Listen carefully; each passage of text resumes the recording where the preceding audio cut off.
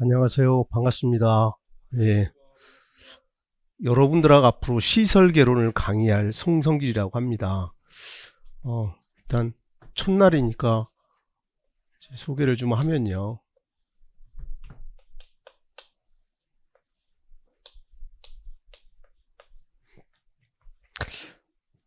저는 이제 건축 전공하고 대학원 석사과정까지 했고, 이제 박사과정은 형편상 애들 키우면서 어려워서 석사 끝나고 1년 쉬었다가 교수님 내년에 들어오겠습니다 했는데 2년 3년 되다 결국 박사과정 못 들어갔습니다.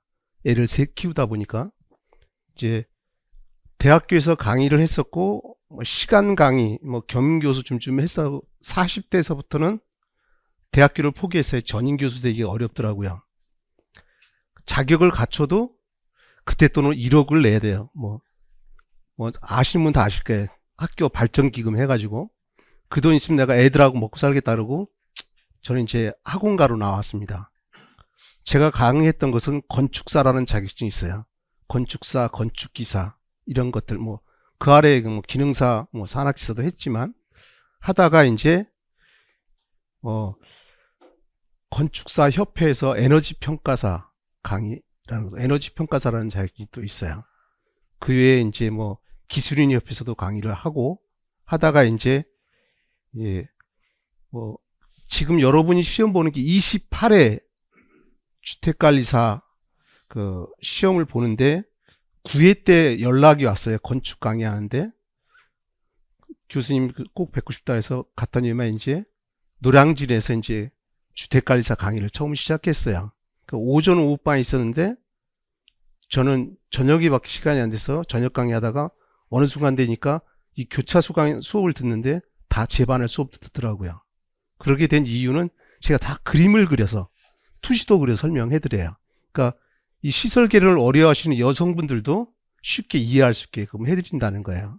그러다가 일주일에 7일 중에 5일간은 주택가에서 오전 오후반 강의하고 그 다음에 이틀 토요일하고 일요일은 건축사, 건축기사 이런 거 건축 쪽 강의를 하다가 너무 힘들어서 좀 줄여오다가 어쨌든 이제 지금 강의가 많이 이제 주택관리사 인원이 좀 줄었는데 어쨌든 그렇게 강의를 해왔다는 거. 그리고 이제 제가 말씀드리고 싶은 건 이외에도 여러 가지가 있는데 이제 제가 꼭 말씀드리고 싶은 거는 아마 제가 강의한 지가 30여 년 됐어요. 그러니까 밥만 먹고 강의했다라고 보셔도 돼요. 그러니까 이게 가리키는 재능이 있어서 또 이렇게 강의하게 되어 있고 작년에는 이제 학원 사정으로 제가 이제 그만두고 내가 건설회사 가기로 예약됐는데 이제 명절날 총괄팀장이 찾아와서 교수님 도와달라고 저 대신에 대타러 온 사람이 막말로 개판을 쳐서 클레임이 많이 걸리고 해가지고 제가 다시 또 도와주기로 하고 왔어요. 아쉬움이 있지만 어쨌든 다시 하는 거고 제가 5년 강의하고 한 몇 개월 텀 가졌다가 다시 또 강의해서 이제 지금까지 강의하는데 제가 말씀드리고 싶은 거는 원하는 만큼 여러분들이 혹시라도 주택관리사 시설개론은 인터넷 뒤져보면 강의들 많이 있잖아요. 비교하면 돼요. 어떤 강의가 쉬운지 나한테 맞는지 사람마다 다르잖아요. 그죠? 들어보면 제가 그래요. 나하고 좀 안 맞는다 그러면 내가 빨리 그만두라고 해요. 그럼 다음 연도에 또 나타나 있어요. 결국은 다른 데 가봐야 꽝이다 이런 얘기를 해주고 싶고 내가 얘기하고 싶은 건 결론이 너무 서론이 길어지니까 내가 100점 만점이면 이렇게 100점 만점이면 내가 목표 점수는 80점입니다. 80점. 80점을 맞춰드리려고 한다. 근데 가장 많이 받는 점수들이 보통 70에서 75점을 많이 받습니다. 여러분들이 시험 끝나면.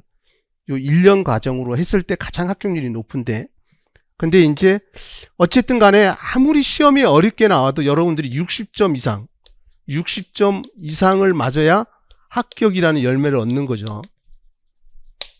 근데 과정을 꾸준히 쫓아오면 내가 요 정도 목표 점수는 이거고 요거까지 맞춰줄 수 있다는 거야.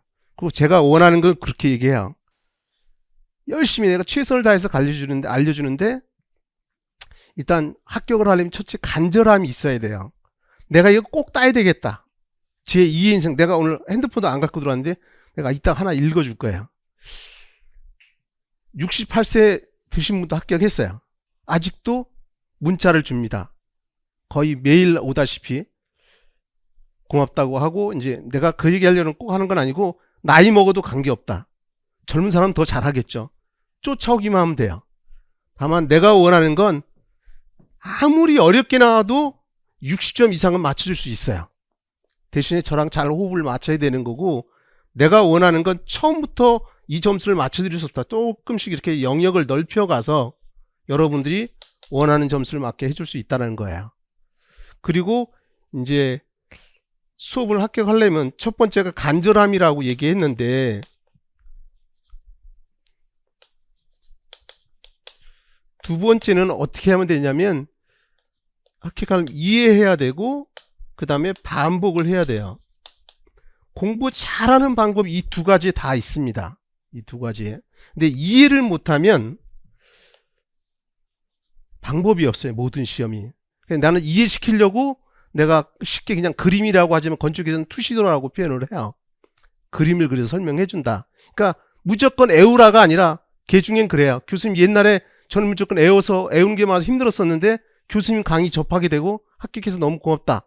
이런 얘기 하는 이유는 뭐냐면 이해를 시켜준다는 거예요. 그림을 그려가면서. 우리가 쉽게 시청각 교육 이런 식으로 표현을 하잖아요. 이해하려면 어떻게 잘 들어야 됩니다. 아, 저런 거구나. 아, 그럴 수밖에 없겠네. 강요하지도 않아요. 그냥 이슬비 맞으면 어느 순간 속옷까지 다 젖을 정도로 내가 강의해 드릴 겁니다.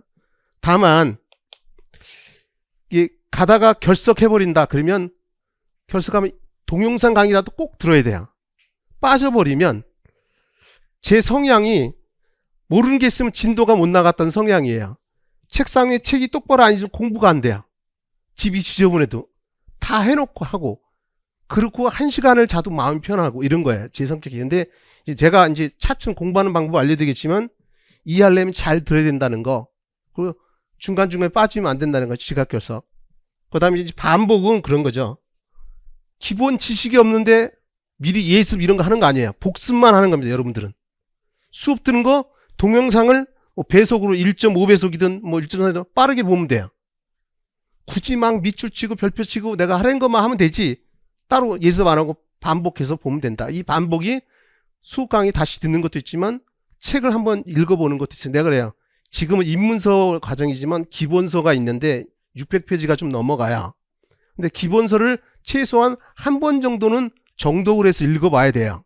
이제 앞으로 이제 시험 보러 가기 전에 그렇게 하겠지만, 요 두 가지 잘하면 되는데, 제가 증명되는 건 그런 거예요. 제가 애를 셋 키웠는데 큰 딸은 지금 33살이고 이제 결혼한 지 2년 됐고,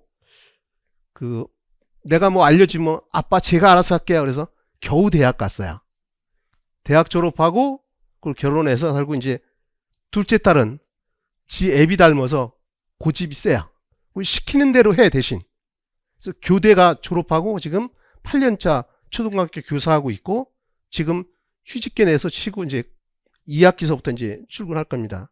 셋째 놈은 의대 졸업하고 대학병원에 전공의 2년차 있다가 요번에 전공의도 다들 저거 했잖아요. 지금 쉬고 있어요. 내가 농담 삼아 얘는 월급도 안 나오는 놀고 있는 애고, 이제 둘째 딸은 이제 월급 나오면서 휴직하고 있는 애고, 이렇다는 얘기를 했는데, 어쨌든 간에 또 성향도 보면 둘째 딸은 시킨 대로 하는데 셋째는 스스로 해요. 누나들하고 본 거였으니 지 스스로 한다. 그러니까 공부도 스스로 하는 거하고 시키는 대로 하는 거하고 지 멋대로 하는 거 차이가 있다는 거야. 최소한 내가 수업하는 내용만 쫓아오면 되는데 무조건 쫓아오라는 게 아니라, 내가 이런 식으로 표현해요. 별표 곱하기 100이다. 진짜 별표 100개 하고 있는 게 아니라 별표 곱하기 100 이렇게 써놓으면 시험이 아주 중요하다는 거예요. 별표는 보통인 거예요. 그 다음에 밑줄 쳐라. 밑줄 치는 거예요. 이것만. 걔중에 합격생들이 제가 이렇게 얘기하거든요. 합격하면 딱 원하는 거 합격 문자 하나다. 그리고 감동하면 감동받았으면 커피 한 잔 보내주면 된다. 뭐 조각 케이크도 보내주는 분들 있어요. 많이 있습니다. 그래서 우리 딸도 주고 아들도 주고 우리 안 사람하고 마시면서 얘기를 해야 이런 분이 계셨다. 그걸로 제가 열심히 강의하는 거야. 나머진 돈 벌 만큼 벌진 않은 거죠. 있는 만큼 있어요. 아파트에 살고 있고 둘째 딸하고 공동으로 투자해서 의왕에 집도 하나 사놓은 거 있고 곧 재개 지금 철거하고 있고, 그러니까 먹고 사는 데는 지장은 없다는 거예요. 그래서 돈에 막 목숨 걸고 이러진 않지만 다만 내가 갖고 있는 재능을 이용해서 많은 사람, 나를 아는 사람들이 다 잘 됐으면 좋겠다. 이게 기본적인 취지인 거야. 우리 큰딸 결혼할 때도 내가 사이하고 얘기할 때 세상에 선한 영향력을 미친 사람이 되라는 얘기를 했었어요. 축사도. 그러니까 내가 얘기하고자 하는 건 요것만 열심히 해도 합격하는데 큰 지장 없다. 원선이 되겠죠. 예, 좀 서론이 길지만 수업을 이제 진행을 좀 해보려고 해요. 내가 예전에는 전화번호도 적어줬는데 전화번호로 이제 문자로 질문하면 제가 했는데 문자로 답변하는 게 기호도 있고 좀 힘들어요. 그래서 학원 게시판에 나중에는 알려주겠지만 질문은 학원 게시판에 한다. 학원 게시판에 질문하면 저한테 문자가 와요. 교수님 질문 좀 답변해 주세요. 이렇게 오면 제가 바로 집에 있으면 바로 답변하고, 뭐 밖에서, 왜냐면 질문 책 몇 페이지 뭐 몇 번 질문 나오면 그걸 내가 책을 기억을 못 하잖아요. 답변할 수 있는 거 하고 아니면 바로 집에 가서 답변하니까 학원 게시판에 하는데, 학원 게시판에다가 그 사용법을 잘 모르시면 요 직원한테 물어보면 돼요. 혹시 인터넷 강의든 인강 하시는 분도 전화해서 학원 직원들한테 물어보면 자세히 얘기합니다. 그리고 부담스러워하지 마세요. 나나 학원 직원들도 다 여러분들 도와주려고 있는 거야. 그러니까 부담스러워하지 말고 한 번 얘기해도 못 알아듣겠다 그러면 다시 또 얘기하시고, 이런 식으로 해서 하시라는 거 말씀드리고 싶고, 일단 여기다가 나중에 되면 이제 내가 왜 전화번호 안 적으냐면 이 총괄팀장 배한국 팀장이 이러더라고요. 교수님 전화번호 들으면 이제 합격자 문자가 오잖아요. 쫙 그러면 내가 이제 얼굴 보게 되면 보여줘요. 이런 분이 있다. 이게 학원에도 도움이 될 거, 이거는 또 지켜줘라. 뭐 이런 메뉴를 만들어서 수험생 주면 좋겠다. 이런 얘기를 하다 보면 교수님한테 좋은 정보가 많이 오는데, 이게 합격하고 나서 합격 게시판에다 올려주면 수험생들 올려주면 좋은데 안 올리신다. 너무 좋은 내용인데 내가 나중에 그래서 그러면 나중에 이제 핸드폰 번호 알려주지 마시고, 그러면서 내가 알았다, 내가 그렇게 해줄게. 근데 이제 가장 최근에 만났더니 그러더라고.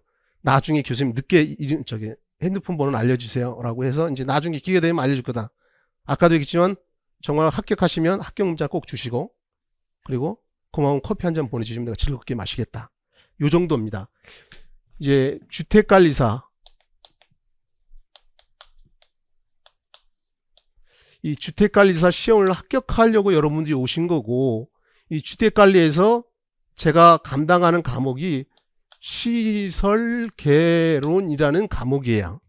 원래 시설개론이란 과목 자체가 없는데 이게 어떻게 만들어졌냐면 건축 구조하고 건축 설비하고 이 두 가지 과목이 합쳐져서 시설개론이라는 과목으로 만들어진 겁니다.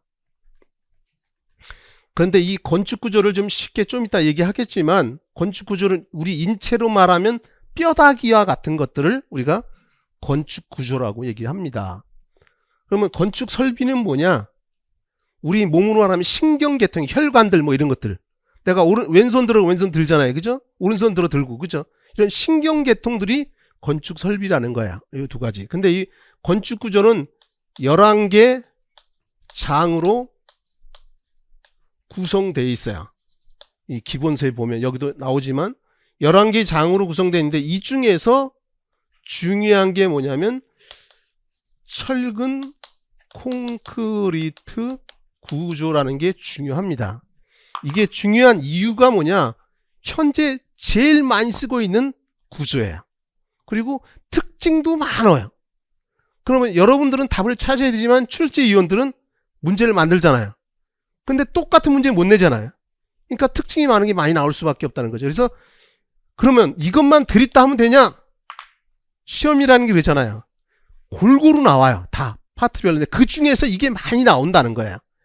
그래서 이걸 좀 신경 쓰라는 거고, 그 다음에 이제 건축설비는 10개의 장으로 되어 있어요. 근데 이 중에서는 한 3개의 장이 중요한데, 예를 들어서 급수설비, 그 다음에 냉난방 설비, 그 다음에 전기 설비, 이런 것들이 중요합니다. 왜 중요하냐? 다른 것들은 한 장에 한 문제, 2문제 나오지만 이거는 보통 서너 문제, 많게는 8문제 나온 적도 있었어요. 그러니까 이런 것들은 이제 앞으로 내가 그런 얘기야. 잘 들어라. 개 중에 합격생들이 문자 온 게 있어요. 교수님, 저는 교수님 강의만 열심히 들었어요. 그런데 합격했다는 거야. 그러니까 내 성향이 아까도 그랬어요. 모르는 부분이 있으면 진도가 못 나갔다, 옛날 학생 때 보면. 근데 공부하다 보니까 나중에 이렇게 공부 쫙 이렇게 있으면 하다가 모르는 게 나오면 거기에 빠져 있지 말고 내 설명 듣고 넘어가야 되는 거야. 그럼 다 한번 듣고 나면 중간중간에 빠진 게 있을 거 아니야. 2번째 들으면 이해되는 부분이 있어요. 또 설명도 다양하게 하니까. 이래서 채워가는 거야. 그래서 잘 들으라는 거야. 저걸 내가 전 재수했거든요. 근데 공부할 때 보면 경복학원이라는 곳에서 했는데 등치도 크시고 배 나온 수학 선생님 너무나 끝내죠. 정말 속이 시원해. 근데 하나도 안 놓치려고 메모하다 보니까 집에 가보면 10% 정도 생각이 안 나더라고요. 그래서 공부 패턴을 바꿔야 된다는 거지. 몰라도 일단 넘어가고 들어야 된다는 거야. 그 부족한 부분 나중에 또 채우는 거야. 이렇게. 그래서 잘 듣기만 해라. 그럼 내가 별표 칠하면 별표하고, 별표 곱하기 100하면 100개 하고, 미치면 미치고, 그거 집중적으로 하면 된다. 이런 얘기 말씀드린 거고. 자, 그러면 이제 세부적으로 좀 나가보려고 합니다. 이제 뭔 소리인지는 냈을 거고, 이제 요걸 좀 더 설명을 한다면요. 건물이 이렇게 있다라고 하면요.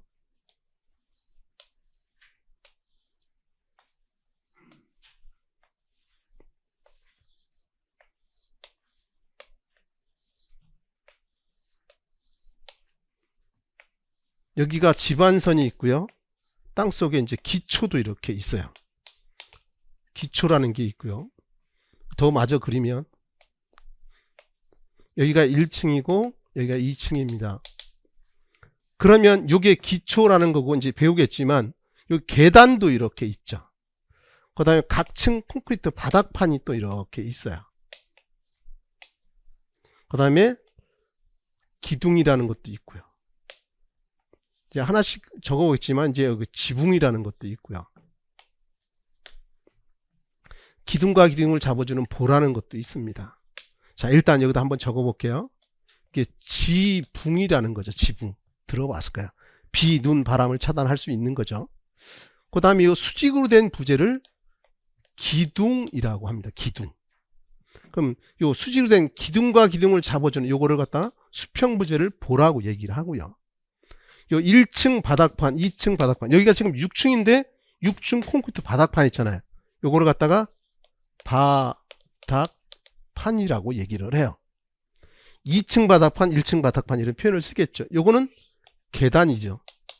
계단 그러면 아래층과 위층을 연결하는 통로의 역할을 하잖아요. 그죠? 계단인데 주요한 계단, 그래서 주계단 이런 표현도 씁니다. 그 다음에 또 여기에 보면 이 지붕 무게가 있을 거 아니에요. 그죠? 이 벽의 무게도 있을 거 아니에요. 그럼 위에서 힘이 이렇게 내려올 때 이 힘을 이 벽체가 받쳐줄 수 있으면 이런 걸 갖다 우리가 내력벽이라고 얘기를 해요. 내력벽. 벽에는 내력벽과 비내력벽이 있고 이제 앞으로 차츰 배우겠지만 내가 일단 적고 싶은 건 이게 주, 요, 구, 조, 부라는 게 있는데 이 건축법규라는 과목이 있어요. 이게 우리 시험에 어떻게 연관이 있냐면 2차 과목 중에 관계법규라는 게 있어요. 관계법규. 이게 건축법하고 여러 가지 법을 짬뽕 시켜 놓은 건데 이 건축법규에 보면 주요구조부라는 게 있는데 이게 불하고 관계 있어요. 불이 나도 타지 않는 거 그게 주요구조예요. 지붕, 기둥, 보, 내력벽, 바닥관, 주기다 이런 것들은 불에 타지 않는 걸로 해야 된다는 거야. 근데 요 기초는 주요구조부에는 안 들어가요. 땅 속에 있으니까 탈 일이 없잖아요. 그죠? 그래서 시험 문제 주요 구조부가 아닌 것은 뭐냐. 이 중에 4개는 공통 하나 집어넣는다. 기초라는 거. 또는 비내력벽, 뭐 칸막이벽 이런 거 집어넣어요. 그럼 내가 이런 얘기 하는 이유는 이 시설계를 잘 들어두면 2차 과목에 도움을 많이 받는다. 관계법규, 관리실무에. 왜 어떻게 하냐? 전 2차 책 쳐다보지도 않았어. 지금 이 순간까지. 다만 합격생들이 교수님 때문에 2차 도움을 많이 받았습니다. 무난히 합격했어요. 보통 1차는 합격률이 보통 13% 정도? 13% 정도 돼요. 근데 2차는 70에서 80%예요. 그러니까 2차가 그만큼 쉽다라는 거야. 1차 합격하면 2차 수월하게 합격을 할 수 있다는 건데 합격생들이 대부분 그렇게 문자를 줘요. 그리고 또 하나는 2차 예전에 벌써 10년 정도 된 것 같은데 2차 과목 교수님이 노량진에서 강의할 때 연락이 왔어요. 시험 봤는데 이거 문제 어떻게 보냐 그래서 제가 메모에다 연수 중에다 풀어갖고 사진 찍어서 보내줘서 알아요. 1차가 시설 개론을 잘해두면 2차까지 무난하게 합격할 수 있다는 얘기를 하고 싶고 어쨌든 간에 이런 것들 우리 인체로 말하면 뼈다귀와 같은 걸 갖다 우리가 건축 구조라고 한다는 건축 구조 되겠죠. 그러면 건축 설비는 우리가 상수도 물 마시잖아요. 요즘 정수기를 많이 마시지만 집 안에 어떻게 해요? 물이 들어와서 수도꼭지 틀어야 물을 먹을 거 아니에요. 그죠? 이 급수설비라고 해요. 급수설비. 아까 설비에서 급수설비가 중요하다 그랬잖아요. 그럼 먹고 사용하고 버릴 거 아니에요. 버리면 어떻게 해요? 배수설비. 내보내야 될 거 아니에요. 그죠? 이게 배수, 통리설비 이렇게 갑니다. 그 다음에 겨울철에 뜨거운 물 써야 될 거 아니에요. 그죠? 급탕설비. 뜨거운 물 보내줘야 된다는 거예요. 맞습니까? 급탕. 그 다음에 위생설비. 예를 들어 세면기, 대변기, 소변기 이런 위생설비에 관한 거. 각종 배관들. 예를 들어서 뜨거운 물 보내는데 플라스틱 하다 보면 플라스틱 열에 약하잖아요. 안 되잖아요. 그죠? 그러니까 각 배관마다 특징이 있어요. 강관, 동관, 각 뭐 일반적인 주철관 이런 것들은 각 관마다 특징인데 거기에 적합한 배관 재료를 사용해야 되기 때문에 위생설비하고 배관 설비를 배우게 돼 있어요. 그 다음에 화재가 났어. 예를 들어 화재가 났어. 애들이 잘못 해가지고 그러면 불 꺼야 될 거 아니에요. 소화 설비가 있겠죠. 되겠습니까? 또 이제 난방을 하는데 가스로도 하잖아요. 식당 같은 게 가스 이용하잖아요. 도시가스도 있고 LPG 가스도 있잖아요. 그런 게 가스 설비다 이거지. 가스 설비는 보통 노란색으로 표현하는데 가스 설비. 이해할 수 있죠. 그 다음에 겨울철에 냉난방. 냉방하고 난방하고 합쳐진 거. 냉난방 설비가 있다는 거예요. 그죠? 그 다음에 공기저하 설비. 우리 강의실 위에 있는 게 이게 팬콜 유닛이라고 얘기하는데요. 또는 여기에서 여름에는 차가운 냉기를 이용해서 냉방을 하는, 겨울엔 따뜻한 바람을 이용하는 공기조화 설비라는 게 또 있습니다. 그 다음에 전기 설비. 이거 전기가 들어와야 반짝반짝 빛날 거 아니에요. 그죠? 전기 설비도 있어요. 그 다음에 수송 설비도 있어요. 무슨 수송 설비냐 할지 모르지만 어떻게 해요? 엘리베이터라든가 에스컬레이터 이런 것들이 수송 설비에 들어가는 거예요. 제일 많이 나는 건 엘리베이터에 대해서 제일 많이 나오지만, 그럼 내가 여러분한테 얘기하고 싶은 건 이런 거야. 누구나 새로운 지식을 배운다는 건 두려움도 있고 또 호기심도 있는데 중요한 건 우리가 접할 수 있는 거라는 거야. 그리고 눈으로 안 보이는 부분들이 어려운 거 아니야. 그래서 전기 설비를 여러분들이 어려워요. 눈으로 안 보이니까. 근데 어쨌든 간에 이런 것들이 합쳐져서 시설 개론이라는 과목이 만들어진 거고, 과목마다 시설 개론이 40문제가 나와요. 40문제가. 근데 60점 이상이면 합격이잖아요. 과락도 있어요. 과목별로 40점이 넘어가야 돼. 근데 40점인데 내가 몇 점 목표로 한다 그랬어요? 80점 목표로 한다 그랬어요. 근데 가장 많이 받는 것은 보통 70에서 75점들을 많이 받더라 이런 얘기인 거죠. 그러면 80점이면 4, 8이 32문제 맞히는 거야. 32문제. 요거 맞힐 목표로 한다는 거죠. 더 제가 강의한 중에 그 여성분이 제일 많이 맞은 게 92.5점을 맞은 분이 있어요. 그 부평에서 강의했을 때 그 여자 반장님이었는데, 내가 좀 얘기한다면 그래요.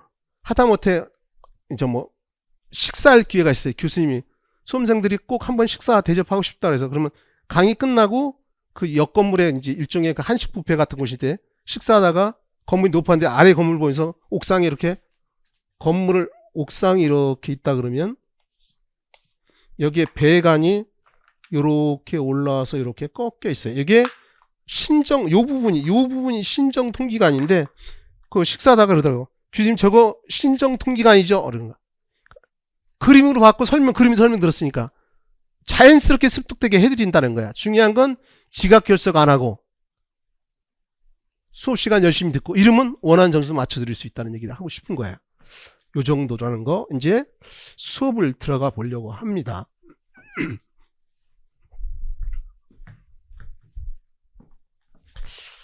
이게 기초 입문서라고 해서 있고 저는 이제 들고 수업할 때도 있어서 좀 분철을 했어요. 그 시설기록만 넣어놓고 이 첫 페이지를 보면 일단 86페이지가 있죠. 86페이지 펴놓고 다시 그 전으로 한 페이지 돌려보세요. 거기 보면 파트 1 건축구조에서 챕터 1에서부터 10일까지 해서 11개 장으로 구성되어 있어요. 그 중에서 내가 중요한 게 챕터 4장에 철근 콘크리트라는 거 있죠. 요게 좀 여러분들이 눈여겨봐야 된다. 이게 제일 그 중에 많이 나오고 나머지는 다 파트별로 장별로 한 문제 또는 두 문제씩 등장하는 거고요. 그 아래에 핵심 개념들이 나와 있어요. 예를 들면 그 전에 보면 챕터 1에 건축구조 총론이라는 게 있나요? 왼쪽에 있는 페이지에 왼쪽 페이지에 중간 오른쪽에 보면 건축구조 총론에서 있잖아요. 그죠? 그 중에 뭐 가구식 구조, 조조식 구조가 중요하다는 거고 그 왼쪽에 챕터 2에 보면 기초구조, 집안 허용 진해력, 시중률 분포, 부동층화 대책 이렇게 쫙 돼 있는 거야. 그래서 오른쪽으로 쫙 옆 페이지까지 가서 건축 적성까지 있는 건데 이제 그 중에 이제 좀 더 제일 중요한 건 철근 콘크리트라는 얘기 했었죠. 그죠? 이제 다음 페이지 넘겨서 이제 수업이 진행되는데 86페이지를 한번 펴보세요.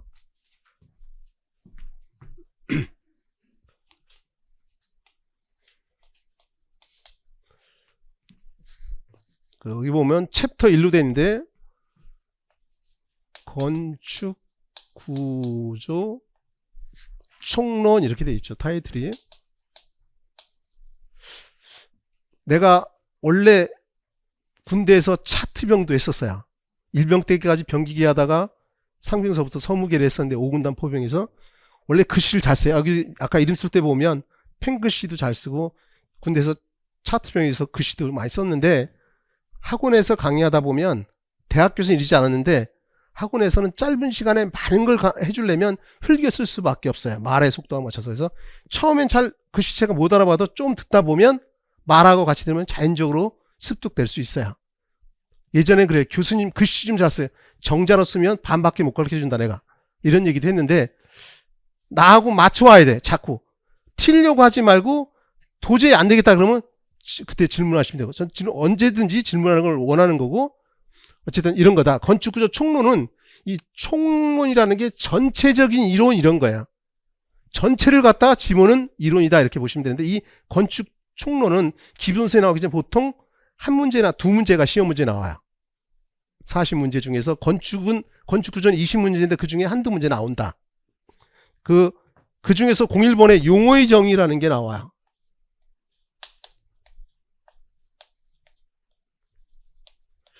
데피니션 영어로 그러는데 용어를 우리가 새로운 지식 배울 때 용어를 몰라서 뭔 소리인지 모르잖아요. 용어도 내가 아주 쉽게 설명해 줄 거고 그리고 용어가 나오는 경우는 거의 한 0.1% 정도밖에 안 돼요.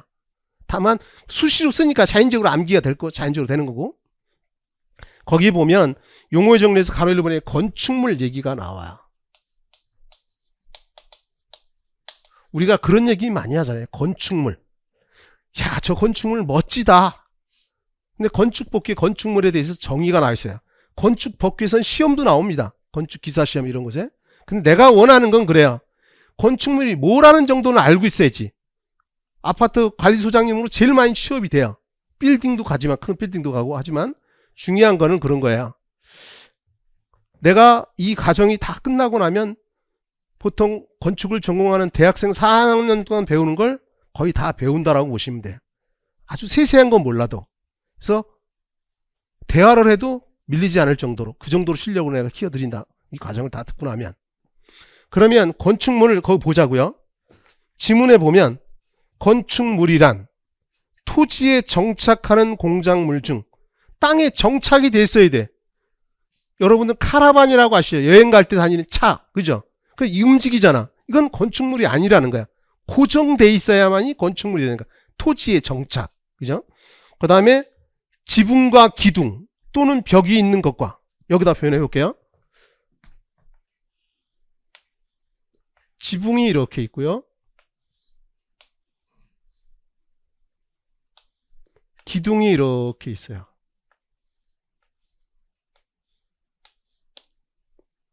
그러면 요거는 지붕이고 요거는 기둥이에요. 이렇게만 있어도 이건 건축물이라는 거야. 대신에 땅이 어떻게 해요? 정착돼 있어야 되죠. 이해할 수 있나요? 근데 그 뒤에 또는 벽이라고 돼 있잖아요. 그죠? 이 소리는 이런 거야. 예를 든다면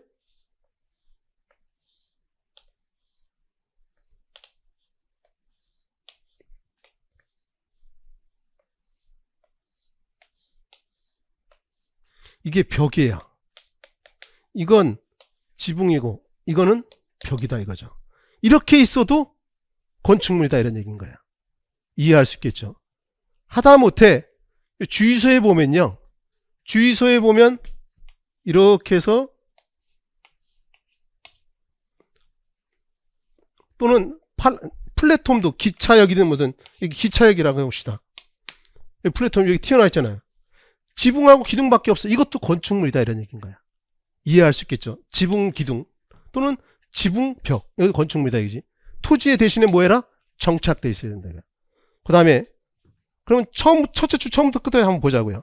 건축물이란 토지에 정착하는 공작물 중 지붕과 기둥 또는 벽이 있는 것과 이제 이 말이다 이거지. 그림으로 그죠? 둘째 줄에 보면 이에 딸린 시설물. 그러면 여기다가 한번 넣어볼게요. 땅이 이렇게 있고 담장이 이렇게 있어요. 요게 담장이 있어요. 이것도 시설물이잖아요. 그죠? 대문도 있어야 되겠죠. 그죠? 맞습니까? 이거 대문이에요. 이런 것도 건축물이다 이런 얘기인 거예요. 이해할 수 있겠죠? 시설물이니까. 그 다음에 지하나 고가의 공작물에 설치하는 사무소, 공연장, 점포, 차고, 창고. 그러면 우리 영등포 지하상가 이런 얘기 하잖아요. 그죠? 지하에 점포도 있고 상가, 사무실도 있다는 거야. 이것도 건축물이라는 거야. 그래서 다시 보면 지하나 고가. 그럼 고가는 어디입니까? 여러분들이 낙원상가 혹시 아시죠? 1층엔 기둥만 있고 2층에 건물 있잖아요. 악기들 상전도 있고. 그죠?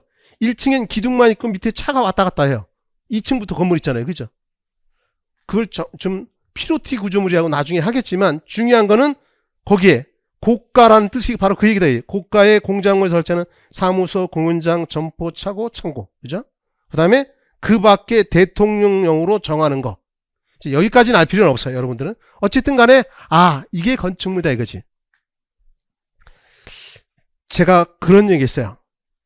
젊을 때죠. 우리 애들이 어렸을 때니까. 등산 가서 우리 안 사람이 그러더라. 저 많은 아파트 중에서 우리 집은 하나도 없다. 이런 얘기를 했던 기억이 나요. 그 다음에 우리 안 사람이 이제 올해 만으로 환갑이에요. 해가지고 이제 일본 북해도로 여행을 좀 갔어요. 근데 보니까 우리나라 건물들이 정말 고층 삐까번쩍하게 전화치 다들 건물도 낮고. 그런데 내가 얘기하는 건 나름대로 건축물 나름대로 목재로 많이 졌는데 이쁜 건물도 많이 봤고 또 개중엔 그러죠. 곡선으로 멋지게 만든 건물도 있어요. 철근 그죠. 그 평촌에서 강의할 때인데 그 분이 정말 성실한 분이에요. 하루도 빠지지 않고 지각 결석 안 하고 하는 분인데 여름 때 안 보이더라 해서 어디 갔냐 그랬더니 가족들한테 미안해서 애들 데리고 같이 여행을 갔다 왔대. 피서를 갔대. 그러면서 여행하면서 차목을 가면서 신랑한테 그랬대. 저희 곡선을 꺾어진 거 보고 저게 바로 철근 콘크리트 구조물이야. 거푸집만 짜서 콘크리트에 부으면 원하는 형태로든지 만들 수 있어. 이렇게 설명. 그리고 그분도 합격했고. 이런 거야. 고층 빌딩도 건축물일 거 아니에요. 그죠? 이런 것들. 그러면 건축물이라는 게 뭔지 됐고 이제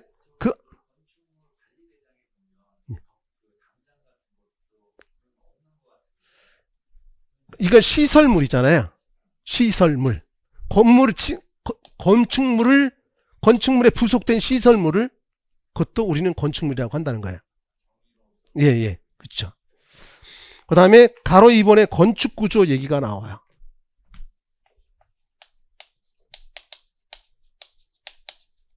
건축구조요. 아까 서론적인 이런 얘기 있죠. 우리 인체로 말하면 뼈다귀와 같은 거다. 그죠? 기둥, 보, 내력병 뭐 이런 것들.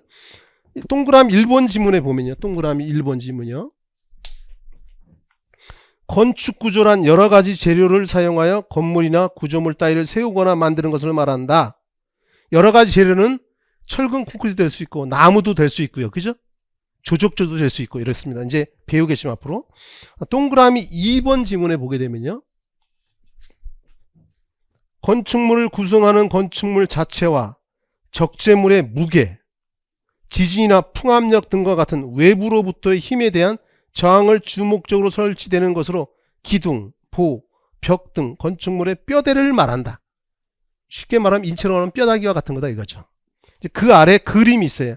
건물 부위별 용어, 그리고 그 옆에 가면 기초, 기둥, 보, 벽, 슬래브 다 있는데 이 그림 가지고 정리를 좀 해보려고 합니다. 일단 몇 페이지를 한번 펴보냐면 여러분들이 여러분 교재에 92페이지 한번 펴볼래요?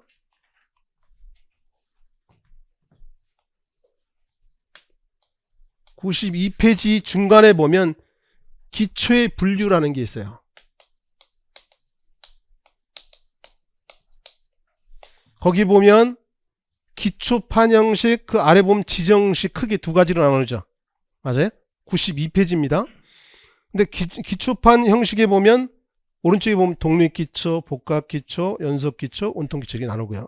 다시 그 아래 왼쪽에 지정 형식에 보면 직접기초, 보통기초로 하고 말뚝기초, 깊은기초로 나누고 또 직접기초에 보면 오른쪽에 모래지정, 자갈지정, 잡석지정, 밑창구리 지정, 그 다음에 말뚝기초에 보면 기능상에는 지지말뚝, 마찰말뚝, 다짐말뚝, 그 아래 재료상 분류에는 나무말뚝, 기성콘크리트말뚝, 천장콘크리트말뚝, 강제말뚝, 그 아래 깊은 구조는 우물통공법, 자망공법 있는데 얘 전체적인 흐름을 보는 거예요. 다시 이제 앞으로 올 겁니다. 그래서 87페이지에 보면 가로 3번의 기초 얘기가 나와요. 이제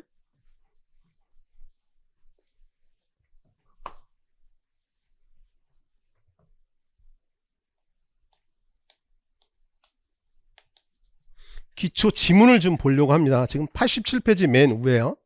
동그라미 1번 지문을 보면 동그라미 1번 지문입니다. 건물의 상부 구조물을 지지하고 고정시켜 그 하중을 직접 땅으로 전달하는 구조체계의 한 부분을 말한다. 에우라는 거 아니에요? 그 다음에 동그라미 2번도 보려고 합니다. 반복되는 동결과 해빙 주기로 인한 건물 성산을 막기 위하여 기초의 바닥은 동결선 아래쪽에 위치해야 된다라고 돼 있어요. 그러면 이제 요거를 제가 기초를 설명을 하려고 합니다. 조금 전에 92페이지에 뭐 기초의 분류 여러 가지가 있었지만 그 중에 우리가 직접 기초라는 거야. 한번 다시 펴볼래요? 92페이지. 혹시나 머릿속에 안 들어가 있는 사람들 92페이지에 보면 기초판 형식, 그 전에 직접 기초, 보통 지정 이런 게 있고요. 그러면 일단 직접 기초보다는 기초판 형식부터 보자고요. 보다는 기초판 형식. 요 기초판 형식에 보면 이렇게 나옵니다. 독립기초, 복합기초, 그 다음에 줄기초, 이 줄기초가 연속기초고, 그 다음에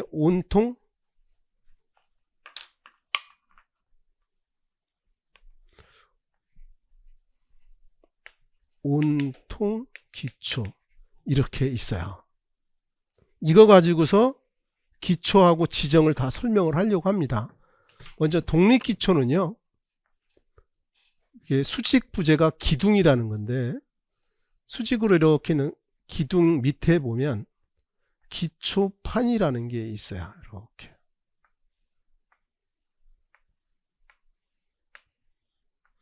요게 수직으로 있는 게 기둥이라는 거고, 요게 기초판이라고 하는 거야. 그래서 기초판 형식, 그런데 요 기초판이 있다는 거지. 근데 이 독립기초는 하나의 기초판에 하나의 기둥이 있다. 이건 독립기초라는 거야. 독립투사 이런 식으로 떨어져 있다는 거죠. 그죠? 그러면 복합기초는 요걸 복합기초라고 합니다.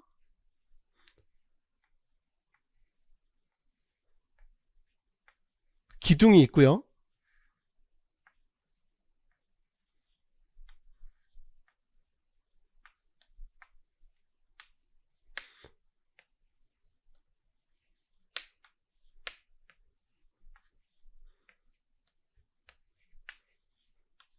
요게 기초판입니다. 요거는 기둥이에요. 하나의 기초판에 기둥이 2개 있는 거. 그러니까 정확히 말하면 2개 이상 있는 거야. 이런 걸 우리가 복합기초라고 얘기를 합니다. 이제 좀 첨가적으로 한다면,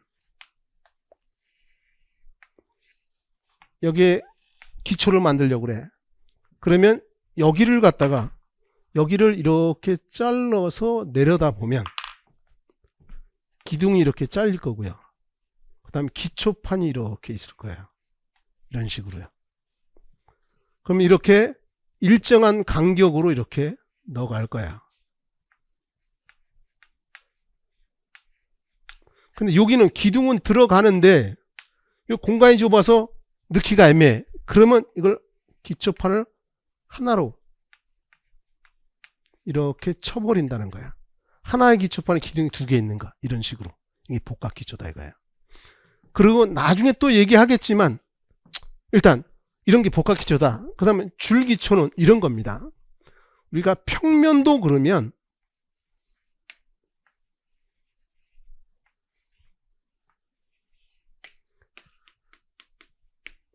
지금은 개중에 예전에 그래요. 교수님 다 좋은데 너무 늦어요. 그런데 늦는 것 같으면 빠르다. 명확하게 이해하고 가면 달려갈 수 있는 거야. 걸음마 시키고 뜀박질 달리기 시킨다 이런 얘기인가요? 그럼 나중에 이제 날아가겠죠. 왔다 갔다 하면서도 자연스럽게. 평면도는 바닥에서 1.2m나 5m를 수평으로 자르는 거야. 수평으로 잘라서 위에 거 다 던져버리고 위에서 내려다보는 게 평면도예요. 그러면 여기다 평면을 하나 넣어보면요. 여기가 침실이에요. 침실. 여기가 욕실 겸 화장실입니다. 욕실 겸 화장실. 여기가 침실이에요. 침실. 여기가 식당 겸 부엌이에요. 여기 이제 침실이고, 여기는 거실이고요. 여기 이제 현관문이고요. 여기에 거실에 4짝짜리 병합문이 있어요. 창으로도 쓰고 문으로 쓰는 걸 병합문 이렇게 불러요. 그러면 현관문을 통해서 나올 수도 있지만 요거 거실을 통해서도 이렇게 나올 수 있죠. 요걸 테라스라고 해요. 그렇죠? 목지에 데크 많이 깔잖아요. 전원주택에도. 그죠? 그리고 여기가 이제 정원이 있어요. 정원. 그러면 옛날에 내가 중학교 때 제가 아기 때 서울 올라와서 연희동에 살았어요. 지금은 연희동이 너무 커서 반 나눠서 연희동, 연남동 이렇게 나누지만 그 서교 국민학교를 다녔고 경희대학 서강대학교 맞은편에 광성중고등학교를 나왔어요. 근데 내가 무슨 얘기를 하려고 하냐면 중학교 때 친구 형한테 아주 친한 친구가 나까지 4명이 여태까지 사귀는 친구들이 있어요. 한 친구 남호라는 친구 형이 연대 화공학과 다녔었고 그 형한테 과외도 했어요. 우리 집은 잘 사는 집이 아니었어요. 어머니가 시장에서 장사하셨으니까 그 어려우면서도 너는 아빠처럼 힘들게 살지 말라고 형편에 과외도 시켜주고 그러셨어요. 그래서 이제 너는 펜때 굴리고 살았는데 실제로 백목 굴리고 살아야. 펜은 아니죠. 펜도 굴리긴 굴리네. 여기 보세요. 그러면 내가 무슨 얘기를 하냐면 요 친구 형 방이 여기 가서 과외를 해서 이 평면도. 근데 나중에 이런 형태의 집도 살았고요. 어쨌든 간에 그러면 줄기초, 연속기초라는 건 어떤 거냐면 여기다 한번 넣어볼게요. 이게 여기서 이제 기초가 지정하고 다 평가가 되는 겁니다. 집안선이 이렇게 있어요. 설계 도면에서는 이렇게 이게 45도로 세선을 넣어서 이런 식으로 표현하면 집안선을 표현을 해요. 그러면 요 라인을 쫓아가면서 라인을 딱 선을 넣어놓고 땅을 팝니다.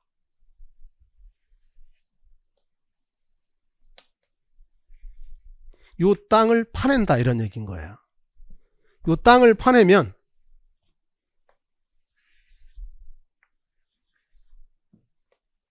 이게 파내겠죠. 요 라인을 쫓아가면서 다. 그리고 나서 여기에다가 잡석이라는 걸 넣어요. 돌은 돌인데 지멋대로 생긴 돌에 잡석을 채웁니다. 요게 명칭이 잡석이라고 합니다. 그 위에 이제 콘크리트를 치는데 요게 밑창 콘크리트라는 걸 쳐요. 신발 깔창처럼 요걸 버림 콘크리트라고도 합니다. 쓰는 거 아니에요. 이거 앞으로 그냥 자연적으로 암기될 거야. 그만큼 반복되는 거고 시험에 그렇게 중요한 것도 아니고. 그 다음에 그 위에 이제 거푸집이라는 걸 짜서 기초판을 만들어요. 요게 이쪽으로 쓸게요. 기초판이다. 그리고 역시 거푸집을 대고 철근 콘크리트 줄기초를 만드는데 여기다가 기초벽을 만드는데 근데 여기다가 이 속에 철근을 이렇게 놔요. 철근을 이렇게 넣고 끝에 갈고리가 좀 있고요. 요 마주친 데서부터 보통 200에서 250 또는 300 간격으로 이렇게 철근을 놔요. 그래서 이걸 전체적인 명칭이 철근, 여기 철근 있죠? 콘크리트 주세요. 콘크리트 줄기초. 정확한 표현은요. 왜 줄이 되는지 설명할 거야. 요게 이제 집안선이라고 했어요. 저걸 입체적으로 그려보려고 해요. 입체적으로.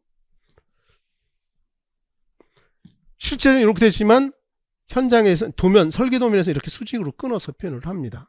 이렇게. 알면 재밌어요. 모르면 고통스러운 거야. 알려면 설명을 집중해서 잘 들어야 돼요.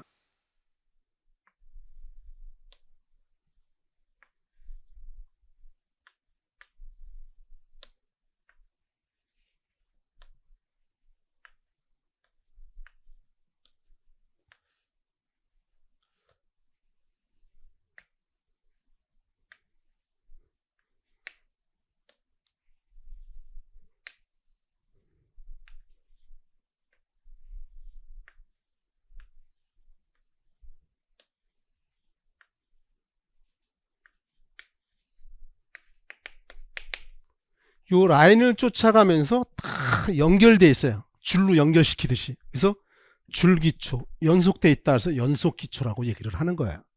이제 뭔지 알았고 이제 온통기초야. 온통기초는 여기다 넣어보면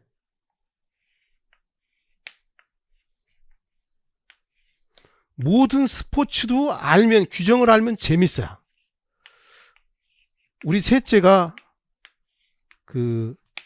초등학교 5학년 때까지 5학년서부터 농구하고 4학년 때부터 해서 6학년 1학기 때 농구를 그만뒀는데 제가 사는 곳이 보라매역 근처에 SK뷰 아파트에 살아요. 거기에 대방초등학교가 농구로 유명해요. 농구에서 전국체에서 금메달도 땄어요. 내가 그런 약속은 했어요. 대신에 영어 수학은 열심히 해라. 운동 끝나고 와서도 영어 수학 했어요. 근데 이제 무슨 얘기를 하려고 하냐면 그런 거예요. 농구 바닥에 마루바닥으로 돼 있는데 넘어지면 충격이 올 거 아니에요. 그래서 이제 마루바닥도 나중에 얘기하겠지만 지금 얘기하는 것은 온통 얘기인데 여기 1층 여기 2층이에요. 그럼 지하층도 있겠죠. 이렇게. 그러면 이 지하층에 전부 다 콘크리트 바닥을 친 거야. 온통, 눈이 가득 오면 온통 눈천지야 이런 얘기 하잖아요. 온통 기초, 이걸 갖다가 우리가 뭐라고 하냐면 매트 기초 라고도 부릅니다. 영어로는 파운데이션 뭐 이렇게 부르는데 내가 알기로는 화장에 난 히읗도 몰라요. 근데 파운데이션이나 화장 맨 바탕에 까는 피부면에 까는 화장품일 거야. 그 다음에 매트는 뭐냐면 우리 중고등학교 때 덤블링 같은 거 할 때 보면 매트리스 깔잖아요. 평평한 거, 그죠? 전체는 매트리스는 깔아져 있다면 매트 기초라고 얘기한다는 거지. 용어도 그래요. 용어도 사실 뭐 요거하고 요게 용어가 좀 바뀌었는데 이제 내가 기본서에 다 반영해놨어. 가로 넣기로 해서 이제 이해시키려고 이런 거고. 어쨌든 지하실 전체. 그러면 전체만 꼭 파야 온통기초냐? 지하실도 전체 지하실도 있지만 일부 지하실도 있잖아요. 그것도 온통기초라고 한다는 거야. 되겠죠? 그럼 이제 기초판이 이게 기초판이잖아요. 그죠? 맞습니까? 콘크리트판 기초판이잖아요. 그죠? 기초판 형식 이렇게 나누는 거고. 그러면 지금 우리가 3번의 기초라는 걸 하려고 하는데 기초를 갖다 이제 여기다가 적용해 볼 거야. 이제 요거 빼보자. 이제 만약에 여기에다가 벽돌을 쌌다 그러면 조적조 콘크리트 줄기초 이렇게 얘기하겠죠. 그죠? 벽돌 줄기초 이렇게 부를 거야. 이제 설명을 해보면요. 요게 집안선이고 요 집안선을 기준으로 해서 요게 기초판이잖아요. 기초판 밑선. 거꾸로 얘기하면 요게 아래 밑창 콘크리트가 있잖아요. 밑창 콘크리트 윗선까지. 여기서부터 요까지를 우리가 기초 이렇게 표현을 하는 거예요. 그러면 이 아래는 뭐냐? 지정이라고 얘기해. 지정. 그럼 요게 잡석이니까 잡석 지정. 요건 밑창 콘크리트니까 밑창 콘크리트 지정 이렇게 부르는 거예요. 이게 줄기초에서 그렇지만 동기초에 보면 나중에 기둥이 있는 경우도 있을 거 아니에요. 그죠? 이것도 기초에 들어가는데 그러면 그 아래 말뚝을 때려 박아서 건물의 무게가 예를 들어 이렇게 나오자고요. 건축물이 이렇게 있어요. 근데 이 건축물의 무게가 너무나 무거우면 이렇게 치마 가라앉을 수 있잖아요. 근데 이렇게 삐딱하게 가라앉을 수 있잖아요. 그죠? 그러면 똑바로 치마되면 균등치마, 삐딱하게 치마되면 부동치마 이렇게 부르는 거야. 그럼 부동치마 될 때 건물이 무너질 확률이 더 많잖아요. 그럼 안 무너지려면 이 땅 속에 단단한 집안이 있다. 그러면 거기까지 말뚝을 때려 박을 수 있잖아요. 좀 이따 배우겠지만. 이거 지정이다 이거지. 요 기초판 밑에 있는 거니까. 그죠? 말뚝 지정 이렇게 부르는 거고요. 다 약속인 거야. 규정인 거고. 그죠? 그러면 내가 지금 여러분한테 얘기하려고 하는 게 기초가 뭐고 지정이 뭔지 지금 얘기하고자 하는 거고, 그러면 한 김에 이 그림이 아까우니까 땅 속에 물이 있잖아요. 그죠? 지하수도 나오고. 그죠? 중요한 건 봄, 여름, 가을, 겨울에서 겨울철 되면 땅도 얼잖아요. 그죠? 나중에 설비 시간에 배우겠지만 영도시 물이 영도시 얼음으로 바뀌면 최적이 9% 증가해요. 제가 커피를 아주 좋아합니다. 체질이 시원한 걸 찬물을 마시라 그래요. 한의사가. 그러면 확실히 마셔보면 달라요. 이 8체질이라는 게 있어요. 8가지. 우리 사상 체질인데 그걸 하나씩 더 나눠서. 그래서 제 체질은 토양 체질이고 너무나 건강해서 보약을 안 먹어도 된대. 다만 커피 에스프레소? 그거는 도움이 좀 된대. 비타민 도움이 안 된대. 근데 내가 무슨 얘기를 하려고 하냐면 이게 얼어요. 영도시 물이 영도시 얼음으로 바뀌면요. 체질이 9% 늘어나요. 그래서 집에서 아이스 커피 만들어 먹으려면 그렇다고 비싼 다른 커피 내려서 먹지만 귀찮아서 저는 그냥 카누 커피 타서 먹어요. 그럼 얼음 넣을 때 물 넣는 거 보면 나중에 얼음 됐을 때 빼면 더 부피가 커져 있잖아요. 그게 최적이 9% 늘어나기 때문에 그런 거야. 그러면 땅 속에 이 물이 얼면 최적이 9% 늘어날 거 아니야. 녹으면 줄어들겠죠. 그러면 이후에 벽돌을 쌌다.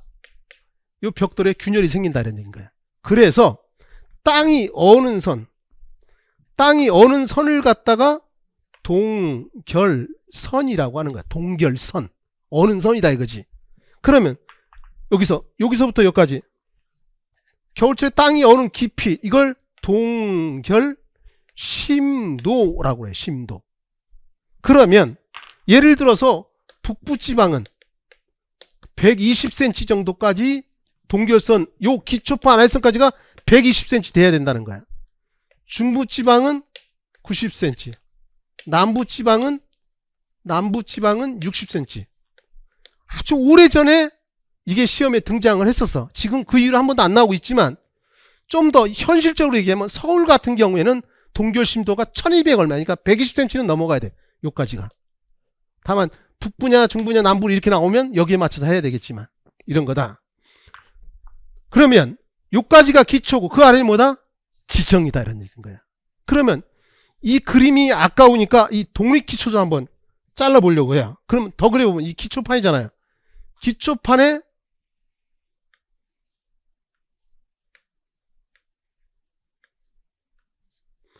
밑창 콘크리트도 넣고 잡석도 이렇게 들어가는 거예요. 그러면 여기를 한번 이렇게 잘랐다라고 한번 보자고요. 이렇게 잘라서 쳐다본 모습을 여기다 그려볼게요. 집안선이 여기라고 치고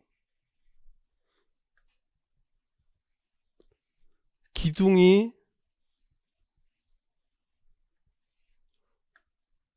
요걸 파단선이라는데 계속되는 이제 잘라놨다 이런 뜻이 파단선이고, 여기 이제 기초판이 이렇게 있을 겁니다.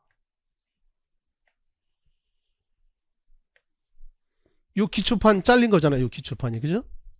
그리고 그 아래 밑창 콘크리트라는 것도 있을 거고 잡석도 이렇게 있을 거예요. 그런데 아까 그랬죠. 건물의 무게가 초고층 빌딩이나 그러면 무게가 무거우면 처질 거 아니야. 그러면 이렇게 얘기를 하자고요. 나중에 다 배우겠지만 이 건물의 무게가 무거우면 치마가 된다는 거야. 그죠? 그러면 치마가 안 되려면 여기 만약에 단단한 집안이 이렇게 있다. 그러면 말뚝을 갖다가 때려박아서 단단한 집안까지 이렇게 때려박아요. 그래서 이 건물의 무게를 이 굳은 집안이 버팅겨주는 거예요. 이런 걸 지지말뚝이라고 얘기를 해요. 근데 단단한 집안이 너무나 깊숙이 있어. 여기까지 다 때려박을 수 없다는 거지. 그러면 적당한 위치까지 말뚝을 이렇게 때려박아요. 그리고 내가 손가락을 대고 이렇게 밀면 잘 밀리잖아요. 손바닥을 대면 잘 안 밀려요. 왜? 마찰력은 면적에 비례해요. 그러면 이 말뚝을 때려박으면 여기 말뚝과 지면 사이에 여기에 마찰력이라는 게 이렇게 발생을 해요. 이런 말뚝을 말뚝이라고 얘기를 해요. 마찰말뚝. 더 깊게도 얘기하겠지만 어쨌든 간에 이 건물의 무게를 버팅겨줘야 치마가 안 될 거다 이런 얘기인 거지. 그럼 이런 것들을 말뚝을 바꾸는데, 예를 들어 말뚝을 기능상 분류하면 지지말뚝, 마찰말뚝, 다짐말뚝이라는 것도 있어요. 그걸 무리말뚝이라고도 하는데 나중에 자세히 배울 거고, 그러면 말뚝도 이건 기능상 하지만 재료상으로도 할 수 있어요. 재료상. 예를 들어 나무를 쓰면 나무 말뚝 지정 이렇게 얘기하겠죠. 그럼 기성복처럼 우리 양복 기성복 있잖아요. 그죠? 맞춤도 있지만 기성 콘크리트 말뚝 지정.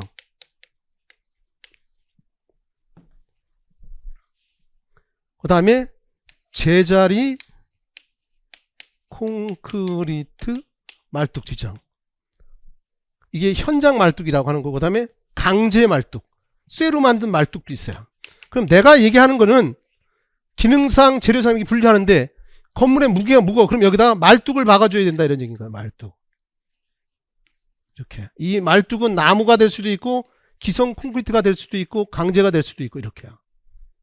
그러면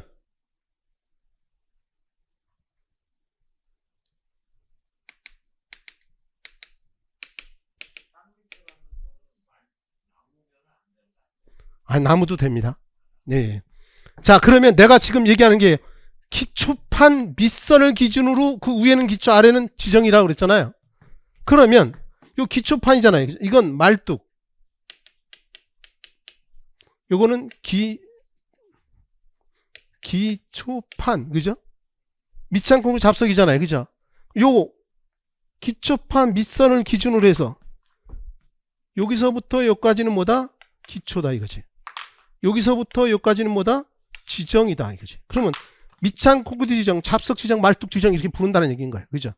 지금 58분 됐어요. 2분만 더 하고 쉴 거야. 1시간 채우고. 졸린 건 어쩔 수 없어요. 근데 졸리면 안 졸려고 노력해야 돼요. 내 수업 시간에는 하품해도 됩니다. 소리만 내지 말고. 하품하면 정말 피로 회복이 좋아요. 그리고 기지개 펴도 되고, 그래도 졸리면 저 뒤에 서서 이렇게 왔다 갔다 들어도 돼요. 중요한 건 눈만 와 있으면 되지. 안 줄고. 뭔 소리 되죠?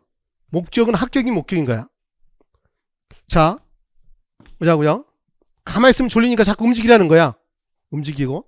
자, 내가 무슨 얘기를 하려고 했냐면, 자, 지금 기초 기준을 얘기했잖아요. 기초 지정, 그죠? 요번에 또 이제 이런, 우리가 보통 건물이 이렇게 있다.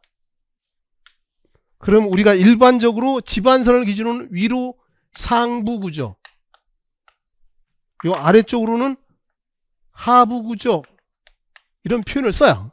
근데 정확한 표현은 여기야. 자, 보세요. 요 기초판이잖아요. 요 기초판을 기준으로 해서 요 위로는 상부 구조, 요 아래로는 하부 구조, 이렇게 불러요. 이 하부 구조가 기초 구조예요. 이런 겁니다. 좀 더 명확하게 해드리려고 이런 거고. 자, 이제 기초가 뭔지 알았어요. 이제 교재로 가자. 93페이지 아니고 아까 87페이지 갑니다. 87페이지의 기초에 보면 메뉴에 동그라미 건물이 상부 구조물을 지지하고, 그러면 상부가 여기까지네, 그죠? 여기잖아. 이후에 건물이 있을 거 아니에요, 그죠? 여기서부터 여기까지, 여기서 요 위에를 상부 구조라고 한다는 거야. 상부 구조물을 지지하고, 상부 구조물을 어떻게 버팅겨 준다, 이런 얘기인 거지. 뭐가? 기초가.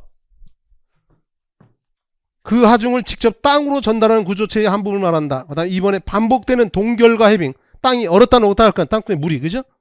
이런 건물 손상을 막기 위해서 기초의 바닥은 동결선 아래쪽에 위치한다. 요거.